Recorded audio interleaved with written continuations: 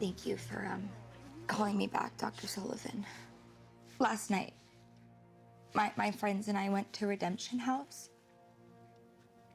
and I was attacked by this woman wearing a mask of my mother's face. Oh my God, Imogen, what woman? It all started with a story on Spookyspaghetti that claimed Archie Waters skinned his mother's face. And then this woman dressed up as Bloody Rose came after us with these elaborate attacks. And,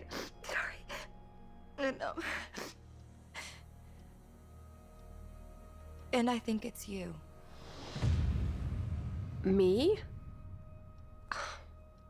Imogen, this feels a little bit like defensive projection happening. Stop analyzing me. And say something to convince me I'm wrong. And Dr. Sullivan, the bar is real fucking high for that. So convince me you're not Bloody Rose.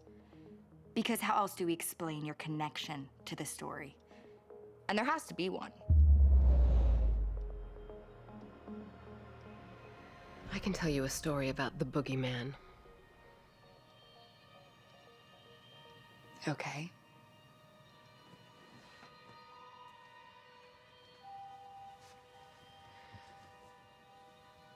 I never shared with you girls that I met Archie Waters a long time ago. I treated Rose Waters at the Radley Sanitarium after Angela took her life on New Year's Eve. During one of our sessions, Rose started talking about the boy in the cage she'd left behind. Her son, she said. No one knew he existed back then, remember? I knew I was crossing a line, but something about Rose compelled me.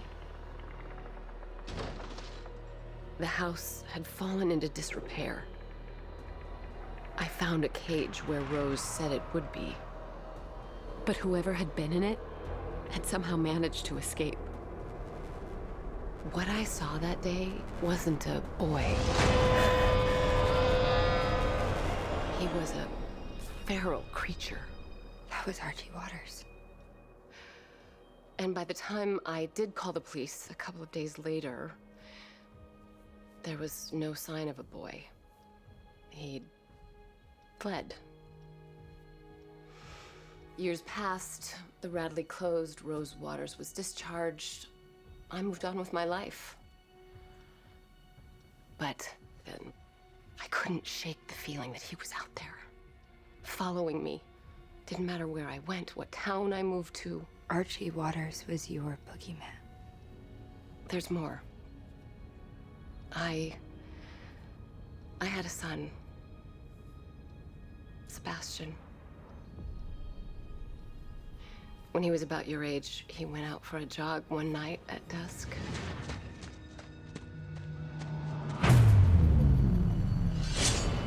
And he never came home. They found his body 2 days later. Multiple stab wounds with a Bowie knife, but they never found the person who killed him. A random act of violence, the police said. But I was convinced it was the boogeyman getting his revenge, because I hadn't done enough for him or his mother. How do you know for sure it was Archie Waters who killed your son? Mother's intuition. But the truth is, I'll never know who killed him or why. That is my connection to your case. If I had acted more decisively in the past, if they'd caught Archie when he was a boy, so much of what's happened since then might have been avoided. Even what happened to you and your friends. I failed my son. I couldn't protect him. And so far, I've failed you too. But maybe it's not too late to do right by you, to help you. That is, if you believe my story.